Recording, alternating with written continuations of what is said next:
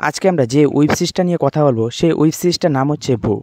তো কাহিনীর শুরুতেই আমাদেরকে একটা মল দেখানো হয়, যেখানে পুরনো অনেক মূর্তি অনেক কিছু সে জায়গার মধ্যে পাওয়া যায়। আর সেখানে একটা মূর্তি ছিল যে হাতে বীণা, আরেক হাতে ত্রিশূল, আরেক হাতে একটা মানুষের মাথা দেখা যায়, কিন্তু সেটা কী মূর্তি আমরা কেউই জানি না। আর সেখানে কাজ করা একজন লোক যখন এই মূর্তিটা রাখতে যায়, তখন রেখে আসার সময় হঠাৎ করে একটা শব্দ শুনতে পায়।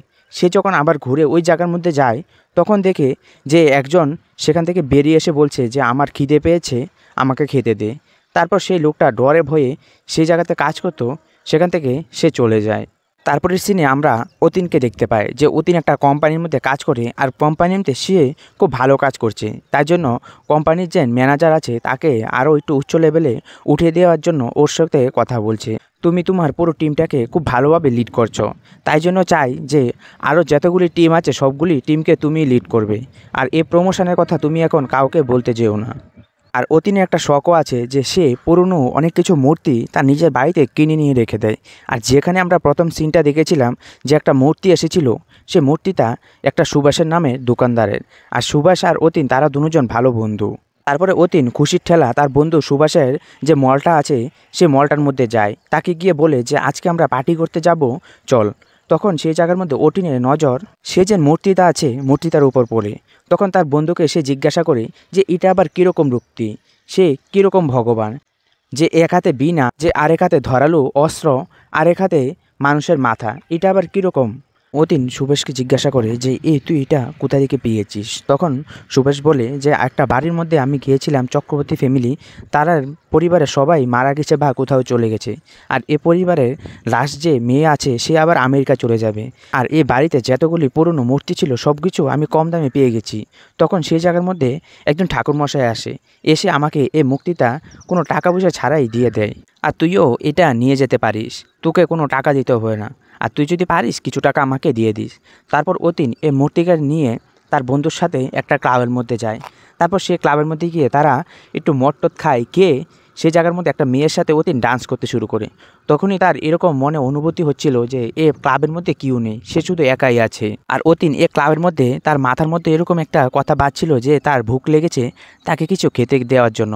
তখন অতীন সেই জায়গার মধ্যে একটু আনস্যাটিসফাই ছিল। তারপর সে ডিসাইড করে যে সে বাড়ির মধ্যে চলে যাবে। তারপরে অতীন সে যখন তার নিজের গাড়ি করে বাড়িতে যাচ্ছিল, মূর্তিটা তার পিছনে রেখেছে। তখন সে হঠাৎ করে দেখে যে তার মা তো মৃত্যু হয়ে গেছে, কিন্তু তার মার এমন লাগছিল যে তার মা তার গাড়ির পিছনে বসে আছে। আর অতীন এসব দেখে তো তার মনে মনে একটু অন্যরকম ফিল হচ্ছিল।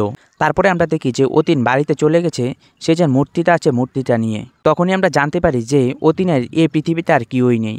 যখন অতীনের মা মারা যায় তখন পুষ্পাজিকে সে বলে গিয়েছিল যে অতীনের খেয়াল রাখার জন্য। পুষ্পাজিও অতীনের খুব ভালোভাবে খেয়াল রাখে। তারপর অতীন যখন খেয়ে দিয়ে সে শুতে যায়, তার যখন চোখটা লেগে যায় তখন তার স্বপ্নের মধ্যে আবার তার মাকে দেখতে পায়। আবার সে যে মহিলাটা আছে যে ভুক লেগেছে বলছিল, তখন সেই জায়গার মধ্যে অতীন ডরের ভয়ে তার যে জলের গ্লাসটা ছিল সে গ্লাসটা নিচে ফেলে দেয়। তারপরে অতীন হঠাৎ করে ঘুম থেকে উঠে যায়। তখন সে ভাবে যে হতে পারে সেটা স্বপ্ন ছিল, কিন্তু আমরা দেখি যে সে যেন জলের গ্লাসটা ছিল, জলের গ্লাসটা সে নিচেই পড়ে রয়েছিল আর রক্ত ভাসছিল। তারপরে অতীন সে যে মূর্তিটা এনেছিল মূর্তিটার সামনে সাদা ফুল রেখে আর ধূপকাঠি জ্বালিয়ে দেয়। তখনই অতীনের চীনা পরিচিত একজন আঙ্কেল ভবেশ বলে সে তাদের বাড়িতে আসে। তারপরে অতীন যখন ভবেশ আঙ্কেলকে নিয়ে সেই মূর্তিটা দেখায়, তখন ভবেশ আঙ্কেল অতীনকে বলে যে আমার তো লাগছে যে এটা কোনো এক তান্ত্রিকের মূর্তি হবে, কারণ আমাদের পুরনো দিনের শুধু হিন্দু ধর্মের মধ্যে তান্ত্রিকের বসবাস নেই, যেরকম বুদ্ধিস্টের মধ্যেও তান্ত্রিক বসবাস আছে। আর ভারতবর্ষে যখন কোনো কিছু ছিল না তখন বুদ্ধিস্টেরা আর হিন্দুরা মিলে এখানে তান্ত্রিকের অনেক কিছু, বুদ্ধিস্টেরা হিন্দুদের থেকে তান্ত্রিক কিছু জিনিস শিখে নিয়েছিল। তারপর ভারতবর্ষের মধ্যে যখন অ্যাটাক করা শুরু হয় তখন বুদ্ধিস্টেরা তারা তিব্বতে চলে যায়। সেই জায়গার মধ্যে তার ভবেশ আঙ্কেল তাকে অনেক বকা দিতে শুরু করে যে সে চিনে না জানে না সে মূর্তিকে সে এভাবে কেন পূজা দিচ্ছে। আমরা তো আগে দেখেছিলাম যে সেই জায়গার মধ্যে সাদা ফুল দিয়ে সেই দেবীটার সামনে রেখেছিল, কিন্তু যখন ভবেশ আঙ্কেলকে নিয়ে সে আসে তখন দেখে যে ফুলগুলি নিচে পড়ে আছে। তারপরে সে আবার ফুলগুলি উঠিয়ে দেয়। তখন ভবেশ আঙ্কেল সে অতীনকে বলে যে এভাবে জানো না শোনো না, এভাবে কোনো দেবী দেবতীর পূজা করতে নেই, কারণ তারা হতে পারে সে জায়গার মধ্যে তাদের মনও খারাপ হতে পারে, তারপর কি না কি হয়ে যায় তুমিও জানবে না। তাই জন্য কালকে আমি ঠাকুর মশাইকে নিয়ে আসবো, এনে দেখাবো যে এটা কীরকম দেবী, তারপরেই তুমি ওকে ভালোভাবে পুজো দেবে। তারপরে আমরা দেখি যে অতীন অফিসে চলে গেছে। অফিসে ওয়াশরুমে যখন সে যায় তখন দেখে যে খালি পায়ে রক্ত লাগানো সে ওয়াশরুমের মধ্যে পা দেখা যায়। অতীন সেই জায়গার মধ্যে যাওয়ার পরও শুনতে পায় যে আমার অনেক ভুক লেগেছে, আমাকে খেতে দে। তারপরে অতীন যখন সে বাড়িতে আসে, আসার পর সে একটু পরিশ্রান্ত দেখছিলাম, তখন এসে দেখি যে একটা আপেল কেটে সে যেন দেবীটা আছে দেবীটার সামনে সে ভুক লাগিয়ে দেয়। ভুক লাগিয়ে সে খেয়ে দিয়ে সে আবার ঘুমিয়ে পড়ে। তারপরে আমরা দেখি যে অতীন যখন ঘুমিয়ে পড়ে স্বপ্নের মধ্যে সে যে মহিলাটা আছে দেবীর মতন সে আবার অতীনের কাছে আসে। অতীনের কাছে এসে বলে যে আমার প্রচুর খিদে লেগেছে, আমাকে খেতে দে। অতীনও তাকে মা মা বলে ডাকছিল। তারপরে থেকে অতীনের হাবভাব পুরো চেঞ্জ হয়ে যায়। আর অতীন ও বিষয় একটু ভালোভাবে সবার সাথে মিশছিল না। আর অতীন একটা অন্ধকার ঘরের মধ্যে সে মূর্তিটাকে বেশি করে পুজো দিত, আর সে একা থাকতে ভালো পেত। আর অতীনের হাবভাব পুরো চেঞ্জ হয়ে যাচ্ছিল। আর পুষ্পাজিও এসব কিছু নোটিশ করছিল। তারপরে পুষ্পাজি একদিন রাত্রেবেলা হঠাৎ করে ঘুম ভাঙে উঠে শুনে যে ঘন্টার আওয়াজ শুনতে পাচ্ছে। তারপর পুষ্পাজি যখন একটা রুমের মধ্যে আসে, এসে দেখে যে অতীন সে যে মূর্তিটা আছে মূর্তিটাকে পুজো দিচ্ছে। আর তখন থেকে অতীনের মানসিকতা পুরো চেঞ্জ হয়ে যাচ্ছিল। তারপরে সে যে পুষ্পা আন্টিটা আছে সে ভবেশ আঙ্কেলকে সব কিছু বুঝিয়ে বলে যে এরকম এরকম অতীন এখন ব্যবহার করছে। তারপর ভবেশ আঙ্কেল সে যে পূজারী আছে পূজারীকে নিয়ে তাদের বাড়ির মধ্যে আসে। পর পূজারী আসার পর সেই কীরকম মূর্তি পূজারীও চিনতে পারেনি। তখন পূজারী অতীনকে বলে যে এরকম কোনো ঠাকুরই আমি চিনি না, আর তুমি এ ঠাকুরকে পূজা দেওয়া বন্ধ করতে পারো। তখন সেই জায়গার মধ্যে অতীনের বিহেভিয়ার খুবই খারাপ হয়ে যাচ্ছিল। আর অতীন সে নিজের খেয়াল রাখাও ছেড়ে দিয়েছে। তারপরে আমরা দেখতে পাই যে অতীন অফিসে গিয়েছে। অফিসে গিয়েও তার মন লাগছিল না। আর অতীন যেন ভালো কাজ করেছে, অফিসে তাকে অ্যাওয়ার্ড দেওয়া হয়েছে, কিন্তু সেই জায়গা থেকেও অতীন কখন বাড়িতে এসে পুজো করবে সে শুধু তারই মানসিকতা ঘুরছিল। আর অতীনের অফিসের বন্ধুবান্ধবরাও তার দিকে তাকিয়ে বুঝছিল যে তার মানসিকতা ঠিক নেই, তার জন্য একটু তাদেরও টেনশন হচ্ছিল। তারপরে অতীন যখন তাড়াতাড়ি করে বাড়িতে ফিরছিল তখন রাস্তার মধ্যে দামড়ি বলে একটা মহিলা এসে দাঁড়ায়। সে মহিলা বলে যে তার প্রচুর খিদে পেয়েছে, তাকে কিছু খেতে দেওয়ার জন্য। কিন্তু অতীনও সেই জায়গার মধ্যে বুঝতে পারছিল না যে এত বড় হাইওয়ের মধ্যে এ মহিলা কোথায় থেকে আসলো। তারপর অতীন তার যেন ব্যাগের মধ্যে তার খানার যেন টিফিন বক্সটা ছিল সেখান থেকে কিছু খাবার তাকে দিয়ে দেয়। দামড়ি তখন তাকে বলে যে আমার বাড়িতে কেউ নেই, আর আমার স্বামী আমার সাথে প্রচুর ঝগড়াঝাটি করে, তাই চাই যে আপনি আমাকে আপনার বাড়িতে নিয়ে চলে যান। তারপর আমরা দেখি যে অতীন সে দামড়িকে তার বাড়ির মধ্যে নিয়ে চলে আসে। আর এসব দেখে পুষ্পাজি কিছুই ভালো লাগছিল না তার, যে এত রাত্রি করে একটা মেয়েকে সে কি করে বাড়িতে আনতে পারে। তখনই আমরা দামড়িকেই দেখতে পাই যে দামড়ি সে যেন মূর্তিটা আছে সে মূর্তিটার সঙ্গে যে কোনোভাবে কানেক্টেড আছে, সে পুরো ফ্যামিলিটাকে ধ্বংস করার জন্য এসেছে। তারপরে একদিন রাত্রেবেলায় পুষ্পাজি হঠাৎ করে তার ঘুম ভাঙে দেখে যে ঘরের মধ্যে লাইট জ্বলছে না। তারপর সে যখন একটা মোমবাতি জ্বালায় তখনই একটা রক্তে রাঙালো একটা মুখ চলে আসে। আর তখনই পুষ্পাজি চিল্লি মারে, তখনই সে জায়গার মধ্যে সিন কাট হয়ে যায়। তারপরে আমরা দেখি যে অতীনের বাড়ির মধ্যে পুলিশ এসেছে, আর সেই জায়গার মধ্যে ভবেশ আঙ্কেলও এসেছে। কিন্তু অতীন পুলিশের সাথেও আর ভবেশ আঙ্কেলের সাথেও ঠিক করে কথাবার্তাও বলছিল না। তারপরে পুলিশ ভবেশ আঙ্কেলের সঙ্গে অনেকক্ষণ কথাবার্তা বলে তারা চলে যায়। আর যাওয়ার সময় সেই জায়গার মধ্যে ভবেশ আঙ্কেল আর পুলিশ অফিসারও জানতে পারে যে দামড়ি নামে একটা মেয়েকে তার বাড়ির মধ্যে এনেছে। তারা এসব কথা শুনে তারা কোনোভাবেই খুশি ছিল না। তারপরে আমরা দেখি যে দামড়ি খাওয়া বানিয়ে তার জন্য বসে আছে, তাকে পুরো প্লেটে সাজিয়ে দিয়েছে। আর এই খাবার প্রচুর গন্ধ করছিল, অতীন কোনোভাবেই খেতে পারবে না। তখনই আমরা দেখি যে দামড়ি অতীনকে বলছে যে তুমি খেতে বসে গেছো, মাকে কোনো কিছু খাবার চড়াবে না। তারপরে আমরা দেখি যে অতীনের বিহেভিয়ার প্রচুর খারাপ হয়ে যাচ্ছিল। সে গালে গালে থাপড়া মারতে শুরু করে যে মাকে না পুজো দিয়ে সে খেতে বসে গেছে। আর দামড়ি আজকে সে যে মূর্তিটা আছে মূর্তিটার জন্য ননভেজ খাবার বানিয়েছে। তারপর অতীন যখন সে ননভেজ খাবারগুলি মাকে প্রসাদ হিসাবে দেয় তখন দেখে যে প্রসাদগুলি খেয়ে নিয়েছে। তারপর অতীন যখন রাত্রেবেলা যায় গিয়ে দেখে যে প্রসাদগুলি খেয়ে ফেলেছে, তখন অতীনের মন প্রচুর আনন্দিত হয়ে যায়। সে উল্লাসে আবার পুজো দিতে শুরু করে দামড়ির সাথে। তারপরে আমরা দেখি যে এটা রেগুলার হয়ে গেছে যে অতীনকে প্রচুর পচা জাতীয় অনেক খারাপ একটা খাবার খাওয়াচ্ছে। আর প্রতিদিন পুজোর সময় দামড়ি সে যেন মূর্তিটার সামনে ননভেজ খাবার দিচ্ছে, সেটা রেগুলারলি হয়ে যাচ্ছিল। তারপরে আমরা দেখি যে একদিন হঠাৎ করে অতীনের বাড়ির মধ্যে পুলিশ চলে আসে। আসার পর বলে যে এখন অবধি সে পুষ্পা আন্টিকে তারা খুঁজে পায়নি। তখন অতীন সেই জায়গার মধ্যে অন্য মনস্ক ছিল, সে পুলিশকে বলে যে আপনারা এই কেসটাকে বন্ধ করে দিতে পারুন। তারপর পুলিশও সেই জায়গার মধ্যে একটু ভাবতে শুরু করে। তারপর পুলিশ সেখান থেকে চলে আসে। তারপর একদিন রাত্রেবেলা ভবেশ আঙ্কেল সে অতীনের বাড়ির মধ্যে আসে। আসার পর দেখে যে অতীন সেই জায়গার মধ্যে একটু অন্যরকমভাবে সে মুক্তিরার সামনে নাচতে নাচতে পুজো দিতে দেখে। আর ভবেশ আঙ্কেল এসব দেখে তো তার মনে মনে প্রচুর কষ্ট হচ্ছিল যে এখন অতীন কি করছে। আর ভবেশ আঙ্কেল সেই জায়গার মধ্যে দামরিকেও দেখতে পায়, আর দামরি চোখগুলিও কীরকম লাগছিল। তখন ভবেশ আঙ্কেল বুঝতে পারে যে এখন যা কিছু করতে হলে তাকেই করতে হবে। তারপরে ভবেশ আঙ্কেল তার বন্ধু যেন সুভাষ আছে, যেটার দোকান থেকে এই মুক্তিটা নিয়েছিল, তার সাথে কথা বলতে শুরু করে। তখন সুভাষ বলে যে এই মুক্তিটা তার দোকানে এনেছিল, আর তার দোকানের মধ্যে একজন লোক রতন বলে কাজ করতো, সেই দোকান ছেলে কেন পালিয়ে গেছে সেও জানে না। তখন ভবেশ আঙ্কেল তাকে বলে যে তুমি এই মুক্তিটা যেখান থেকে এনেছো সেই জায়গার মধ্যে তুমি আমাকে দয়া করে নিয়ে যাবে। তারপরে সুভাষ ওকে সেখানে নিয়ে যায়। আর অন্য জায়গার মধ্যে আমরা অতীনকে দেখতে পাই যে অতীন অফিসেও এরকম গন্ধ জাতীয় খাবার খাচ্ছিল, যে পচে একদম অন্যরকম হয়ে গেছে। সে অফিসেও অতীন এসব খাবার খেতে পাচ্ছিল না। সে নিচের পোশাক এখন ঠিক করে পরে না, কারণ আগে অনিল একটু পার্টির মধ্যে যেত, একটু ঢ্যাসও একদম টিপটাপ পড়তো, কিন্তু এখন সে অন্যরকম হয়ে গেছে। তারপরে আমরা অতীনের বসকে দেখতে পাই যে অতীনকে বলছে যে তোমাকে আমি 1 সপ্তাহ ছুটি দিচ্ছি, তুমি নিজের চেক আপটা করাও যে তোমার কি হয়েছে। তোমার অবস্থা দেখে আমার আর কোনো কিভাবেই সহ্য হচ্ছে না। তারপরে আমরা অতীনকে দেখতে পাই যে অতীন একটা শ্মশানের মধ্যে গিয়েছে, সেখানে গিয়ে অনেক চিল্লাফাল্লা করছে। তারপর অতীন একটা ছোট একটা দোকানের মধ্যে গিয়েছে, সেখানে বলছে যে তাকে রুটি সবজি দেওয়ার জন্য। আর তখনই সেই জায়গার মধ্যে একজন বড় লোক এসে অতীনকে বলে যে আমি অনেকক্ষণ হয়েছে কিছু খাইনি, তুমি আমাকে অর্ধেক রুটি দিতে পারো। তখন অতীন তার কাছে ছোট ভাগটা রেখে বেশি ভাগটাই সে বয়স্ক লোকটাকে দিয়ে দেয়। তারপরে সে বয়স্ক লোকটা তাকে বলতে শুরু করে যে প্রথম তো বলে যে সে একজন স্কুলের টিচার ছিল, তারপর বলে যে সে অনেকগুলি বইও লিখেছে, অনেকগুলি ভূতের কাহিনীও সে লিখেছে। এরকম বলে সে অতীনের মনের ভিতরে একটু ঢুকতে চাইছিল। তারপরে সে বুড়ো কাকাটাকে দেখি যে অতীনের গলার মধ্যে একটা লকেট দিয়ে দেয়। তখন অতীনকে বলে যে যখন পুরোপুরি কাজ শেষ হয়ে যাবে তখন সেটা তোমার কাছ থেকে উধাও হয়ে যাবে। আর বন্ধুরা এটা আমরা দেখে বুঝতে পারছিলাম যে এখানে অতীনকে অন্য কেউ একটা এসে ওকে হেল্প করছিল, যে এখানে ভালোটা আর খারাপটা যখন অতীনকে পুরো শেষ করার জন্য কাজে লেগে গেছে, এরকমই ভালোটা এসে অতীনকে একটু সাহায্য করার জন্য এখানে এসেছে। তারপরে আমরা ভবেশকে দেখতে পাই যে ভবেশ আঙ্কেল সেই জায়গার মধ্যে গিয়েছে যেখান থেকে মুক্তিটা নিয়েছিল, আর যে পূজারি এই মুক্তিটা দিয়েছিল। তখন পূজারি সে মুক্তিটা সম্পর্কে কাহিনী বলতে শুরু করে। তখন পূজারি বলে যে এটা কোনো একটা সাধারণ মুক্তি না, এটা একটা 10 মহাবিদ্যা মুক্তি। এই মুক্তিটাকে দেবী মাতঙ্গিনী মুক্তিও বলে। আর পূজারি সে জায়গার মধ্যে আরেকটা কথা বলে, সেটা আমরা কাহিনীর মধ্যে বলবো। তখনই আমরা অতীনকে দেখতে পাই যে অতীনের এখন পুরো বিহেভিয়ার আগের মতন হয়ে গেছে।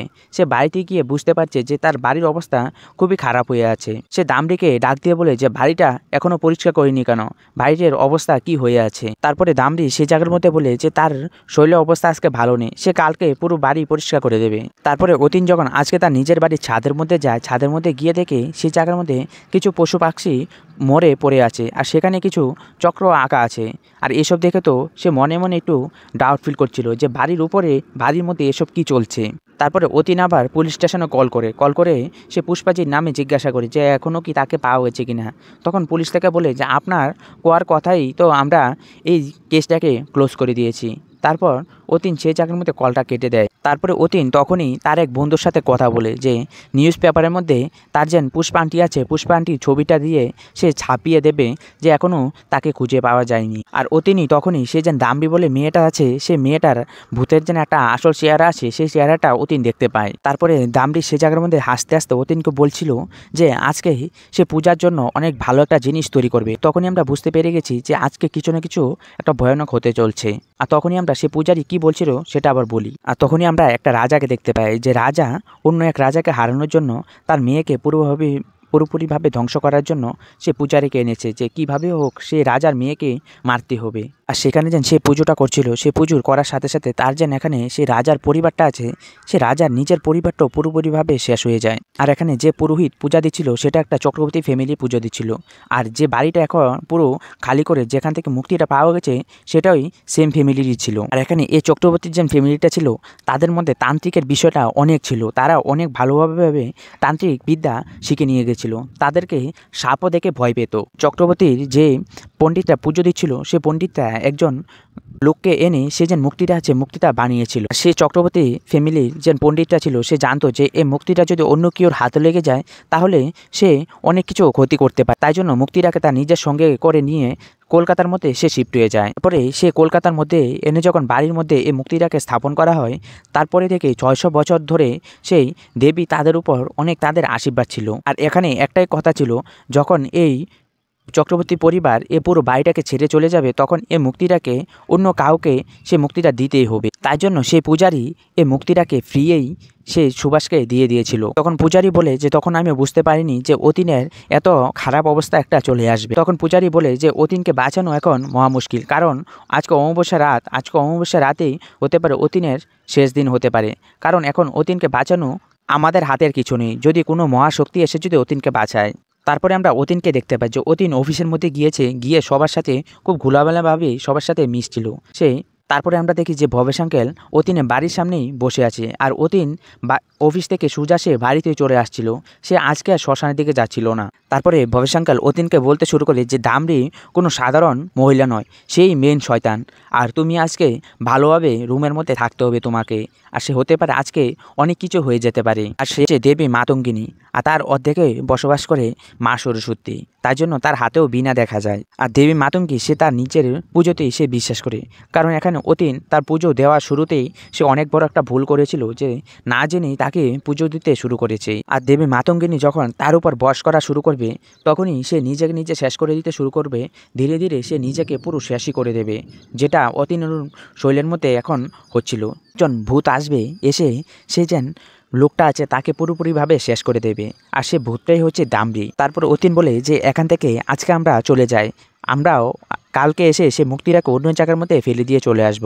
তখন সেই ভবেশ আঙ্কেল বলে যে না, আজকেই তোমাকে যা কিছু করতে হবে, তুমি যদি এখান থেকে চলে যাও তাহলেও তোমার এই মুক্তিটা পিছা ছাড়বে না। তারপরে অতীন যখন সে বাড়ির মধ্যে চলে আসে, এসে দেখে যে দামরি তার নিজের অভ্যস্ত যে একটা রূপ আছে সে রূপের মধ্যে চলে এসেছে, আর একটা হাত নিয়ে সে খেলা করছে। এই হাতটা অন্য কারণ নয়, এই হাতটা ছিল পুষ্পাজির। তারপরে দামরি সেই জায়গার মধ্যে ভবেশ আঙ্কেলের উপর হামলা করে তাকে পুরো বেহোশ করে দেয়। আর সে যখন অতীনকে মারতে যায়, তখন অতীনের গলার মধ্যে যে একটা লকেট আছে, সেই লকেটটার জন্য তার উপর কোনো হামলাই করতে পারেনি। তারপরে অতীনকে এরকম কনফিউজ করে দিচ্ছিল যে তার গলার যে হাতের মধ্যে যে লকেটটা আছে, সেই লকেটটার জন্য অতীন ছিঁড়ে ফেলে দেয়। আর অতীন তার কথাতে এরকমভাবে সে অভ্যস্ত হয়ে যাচ্ছিল যে তার গলার মধ্যে যে লকেটটা আছে, সেই লকেটটা সে ফেলে দিচ্ছিল। লাস্ট পর্যন্ত সে লকেটটা ফেলেই দেয়। তখনই অতীনের মাথার মধ্যে একটা কথা মনে হয়, যে বয়স্ক লোকটা যেন বলেছিল যে সব কিছুর পিছনে শুধু ভালোবাসাই মানুষকে জিতাতে পারে আর মানুষকে হারাতেও পারে। তখনই সে যেন ভবেশ আঙ্কেল আছে, সে ভবেশ আঙ্কেলের কথা অতীনের মনে পড়ে, যে ভবেশ আঙ্কেল তো তাকে খুব ভালোবাসতো। তারপরে আমরা দেখি যে অতীন সে যে লকেটটা আছে, লকেটটা হাতে নেয়। হাতে নিয়ে যখন সে দামড়ির মধ্যে লাগায়, তখন দামড়ির পুরো শরীরটা কোথাও উদা হয়ে যায়। তারপরেই সেখানে সিন কাট হয়। তখনই আমরা অতীনকে দেখতে পাই যে ভবেশ আঙ্কেলের সঙ্গে সে বসে আছে। ভবেশ আঙ্কেলকে বলছিল যে এখন সে যে মুক্তিটা আছে, সে মুক্তিটা একটা নদীর মধ্যে ভাসিয়ে দিয়েছে, আর সে এখন অফিসের মধ্যে খুব ভালোভাবে কাজ করছে। তারপরে আমরা দেখি যে দুজন ছেলে মিলে খেয়ে যখন তারা দুজনের মধ্যে একজন শিশু করতে যায়, তখন দেখে যে সে যে মহিলাটা ছিল, যে তার খিদে লেগেছে বলে এরকম কথা বলে সে ছেলেটাকে এসে বলে যে তার খিদে লেগেছে। তারপর সেই ছেলেটা এখানে প্রচুর চিল্লায়, আর সেখানেই এই সিনটা কাট হয়ে যায়, মানে এখানে পুরো ওয়েব সিরিজ শেষ হয়ে যায়। আর বন্ধুরা, আপনাদের মনে হতে পারে এখানে এই ওয়েব সিরিজটা নিয়ে কিছু প্রশ্নবোধক চিহ্ন থাকতে পারে, কারণ এখানে অতীনকে সে যে লোকটা এসে গলার মধ্যে একটা লকেট দিয়েছিল, সেই লোকটাকে, কারণ এখানে পূজারী বলেছিল যে এই অতীনকে যদি কেউ বাঁচাতে পারে তাহলে ভালো একটা কোনো শক্তি অতীনকে বাঁচাতে পারবে, তাহলে কেউই অতীনকে বাঁচাতে পারবে না। আর হতে পারে সেই বয়স্ক লোকটা যেন এসেছিল, সেই লোকটাই ভালো মানুষই ছিল। আমরা পুষ্পাজির কথা বলি, যে পুষ্পাজিকে হতে পারে দামড়ি পুরোপুরিভাবে শেষ করে দিয়েছে, আর হতে পারে যে মাংসটা দামড়ি রান্না করে সে মার উপর দিত, হতে পারে সে মাংসটা পুষ্পাজির মাংসই হতে পারে। তাই তো আমরা লাস্টে যে দামড়ি দেখছিলাম একটা হাত নিয়ে সে আগুনের মধ্যে দিচ্ছিল, সেই হাতটা তো পুষ্পাজিরই হাতে ছিল। আর লাস্টে দেখি সে যেন মহিলাটা আছে, সে মহিলাটা বলে যে আমার আবার খিদে লেগেছে। এখানে অতীনের একটা বড় ভুল হয়েছে, কারণ এখানে বলা হয়েছিল যে অতীন এ মুক্তিটাকে অন্য কাউকে দিতে হবে, আর মুক্তিটাকে পুরোপুরিভাবে শান্ত করতে হবে। কিন্তু অতীন এখানে ভুল করেছে, যে মুক্তিটাকে একটা জলের মধ্যে পুরো বিসর্জন দিয়ে দিয়েছে।